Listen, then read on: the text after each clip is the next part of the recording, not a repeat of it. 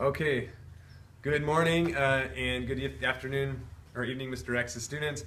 We're here to talk today about the word cease, which is a level 4 word for actually not September 30th, for October 1st. And cease means to stop happening or existing. So basically means to stop. It's a synonym for stop. It's another thing to note about it is this is a formal word. So it's a good word to use in an essay, for example.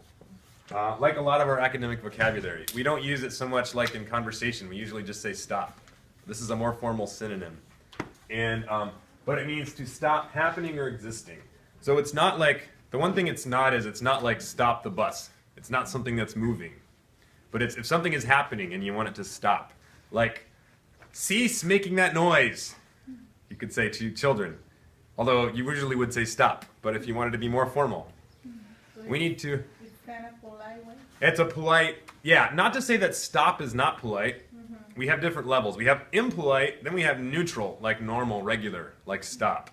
And then we have formal, which is like more, if you want to sound more sophisticated and academic. Which is good, like when you write essays, you sound like, you know, a college writer if you use these kind of words, if you use them correctly. So that's one, and but we teach them to you so you can use them, also so you can understand them. When you read college books, that's where these words come from, right? Is this word will show up a lot in college books, especially they use it a lot for history for wars. They'll talk about cease fighting, or there's an expression, cease hostilities. Hostilities means fighting. Another way to say fighting.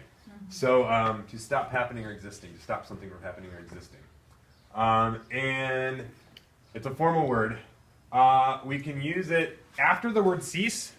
We often use another verb, and we want to express something after it. We have two choices. We can put a noun or a noun phrase. So, like, here's an example: the soldiers fighting in Syria should cease their conflict. Conflict is a noun. So we say cease, and then we have a noun, or a noun phrase is a noun plus a few other words. So, like there. But it's still like a noun phrase. Or we can say a gerund. If we want to use an action, we need to use an ing, gerund, usually. So never cease studying your flashcards every day. I wouldn't say, you don't usually say cease to study, I don't think. You say cease studying more than cease to study. So here we say human creative work will not cease as long as there are people to create it. So that's a sentence with, people will always keep creating books and stories and music because people are always going to be creative in the world. Spanish, it's cesar.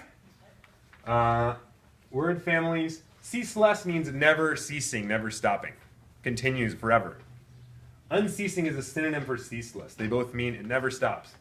Cessation is a noun that means like when something stops. So in a war, you talk about cessation of hostilities. That means the end of the fighting. That's a phrase. Phrase. Cessation of hostilities. So if you talk about, like, next week is November 11th, or not November, not next week, next month is November 11th.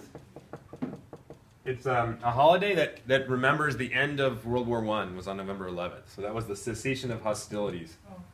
The end of fighting in a war. Okay, and so it means stop, halt, discontinue. Those are synonyms. Antonyms, continue or keep going, because that's the opposite of stopping. All right, are there any questions? No. Okay.